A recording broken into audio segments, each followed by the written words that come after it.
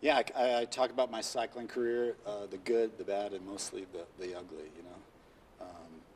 Yeah, I went through, I raced in the Tour de France 8 times, starting in 1997 through 2004.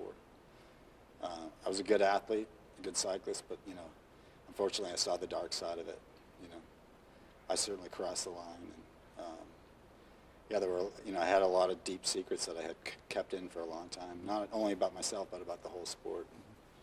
I don't know, 5 years ago or so, I came out with the truth finally, and I realized that was the best thing for me and for the sport of cycling, and for a lot of other individuals, just to hear my stories. So, yeah, every once in a while I get to do a talk like this, and it's a great opportunity. You realized it was the best thing for you at what point? Because, I mean, how terrified were you going into that confession?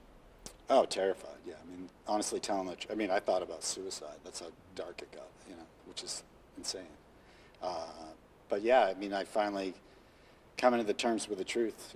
The truth is the truth, and it wasn't that pretty behind the scenes. For all of us professional cyclists, it was a pretty ugly time. And I mean, I probably picked the wrong time to come into the sport of cycling, but yeah, I learned that I think the best thing I can do is really talk about it to help make a change. If I just, I thought for a long time the best solution was just to keep my mouth shut, keep my head buried in the sand, and not tell the truth. Not only for myself, but for my sport of cycling, for all my old teammates and coworkers. Because it's a chain reaction. I once had to it tell comes. the truth, and not everybody was so happy about it, but the truth needed to be told. Were there times, or was there one specific time where you thought, in the middle of it, maybe after you did 60 Minutes, what have I done? Or after you wrote your book, what have I done? Or in the middle of testifying, what am I doing? Maybe I've gone too far? Yeah, I mean, I thought about that for sure. I mean, a lot of people that tell me that I went too far, that didn't want to hear the truth. So yeah, I mean, I still have plenty of people that probably don't like me, but I have a lot of people that forgave me. I lied about it for a long time and denied the truth. And once I really told the truth, I kind of came out of my own personal prison, and I think I gained a lot of respect from a lot of people who didn't maybe have a whole lot of respect for me or even the sport. So they caught you when you came out of the Olympics. And my details are somewhat sketchy. I denied it for a while. Denied. Like what happens. Denied. You're expected to do that. You're expected to live by the code of the omerta, as we called it. The code of silence. You just you take a hit for the team. You don't say. If you had to tell the truth, you're going to have to tell the whole truth, and you're going to have to implicate a lot of people. What was the last straw that pushed you over the top? Say, okay, I'm going to do this. Yeah, federal investigation into Lance Armstrong and my old team that I rode for, the U.S. Postal Service. So at that point, I'd been backing up, and finally it was either jump off the cliff or tell the truth. So I did, and I felt so lucky. So I kind of went into that the courtroom more or less kicking and screaming, and I came out like a different person. So told the truth for 7 hours, went back again, and had to tell some more of the truth. And yeah, ever since that day, really, it changed my life. It feels like you were the guy ultimately that delivered the giant blow to Lance Armstrong. As a witness, you confessed to seeing him use performance-enhancing drugs, and I can imagine how hot he was and how he came after you. And he was a pit bull. He was coming after everybody: journalists, friends, enemies, lawsuits. But then he confessed, and when he did that just blow your mind? Is that a day you thought you'd never see happen? Yeah, I never thought I'd see that day happen. I know Lance pretty well. I haven't really spent a whole lot of time with him recently, but yeah, we were teammates for a long time. I helped him win his first 3 tours, and yeah, I never thought I'd see that day where Lance told the truth or part of the truth. And, it was nice to finally see it. He'd been denying it for a long time, and kind of like you said, bulldozing people along the way, myself included. So you got to take your hat off to him. Hopefully, he continues to tell more of the truth. I'd like to see that. But, He reached out and apologized to a lot of people. Were you one of them? No, not yet, but, we'll see. He doesn't need to apologize to me. I'd rather just move on in my life. But, I've forgiven him. He did some bad things to me, off the bike. But, yeah, onward and upward. So. Like I saw an interview where he actually approached you during the trial or an investigation in a bar in Aspen, Oh, Vail? yeah, I was having dinner at this restaurant, and I walked through the bar area to go use the restroom, and he kind of surprise attacked me with he and his posse. So just to intimidate me, but whatever. I think he regrets it for sure. At what point was that?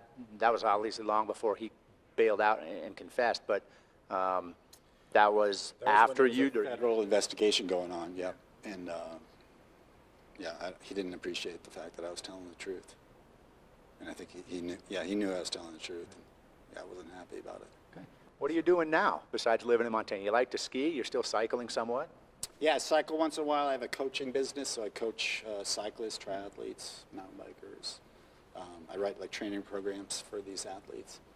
I ski coach in the winter, our local race team there at the Snow Bowl in Missoula.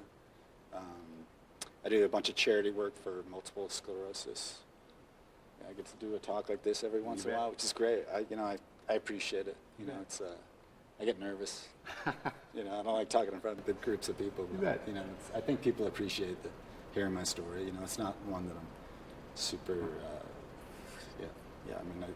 I eat humble pie, so to speak, and a lot of it's not so nice to have to share with people. But yeah, it's the truth, and I think a lot of people take a lot of good things out of it, for sure. Is it still hard to tell it when you get up here? It's still hard to tell it. Yeah, I'll feel the emotion tonight for sure.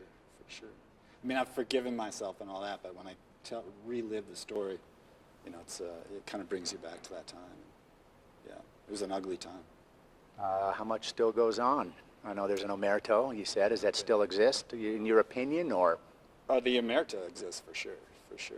Whether, I don't know. I'm far removed from the inner circle of cycling now, so I don't know what's going on in there. I know it's not completely clean because they're still catching guys, and typically they only catch, a little bit of who's actually doing it. But I believe it's gotten a lot cleaner. That's for sure. Back in my day, in the late '90s, there was certain drugs like EPO, which boosts your red blood cell count. Drugs like that they didn't even have a test for it. Right. So. Were you stunned then when you were? You kind of gradually got into it. I don't know what the timeline. Started with a little red testosterone pill. They kind of slowly got you into it. It wasn't like you were doing the full Monty, so to speak, right away.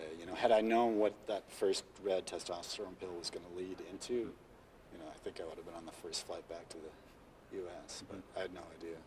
How about it was the first? An ugly scene. It was just Right. an ugly scene. But accepted behind closed doors. So what was your reaction the first time you saw Lance? My first Tour de France was 1997. There was 210 starters. I'd be surprised if 5 were clean. Back in '97. So. What was your reaction the first time? How did you look at Lance Armstrong? You were a cyclist and you'd seen him. Was he a legend in your mind before you became a teammate of his, or did he become a buddy? And then what was your reaction the first time you saw him use? Yeah, he was definitely a legend. He was world champion before I even really started cycling. So I definitely looked up to him, and then all of a sudden I was his teammate, trying to help him win his first Tour de France. It was an exciting time, but yeah, pretty much as soon as he came to the team, he made it pretty clear what happened behind the scenes. I was already doing it, but when he came to the team, he kind of bumped it up a level, I'd say. And we didn't really look back. It was kind of like us against the world.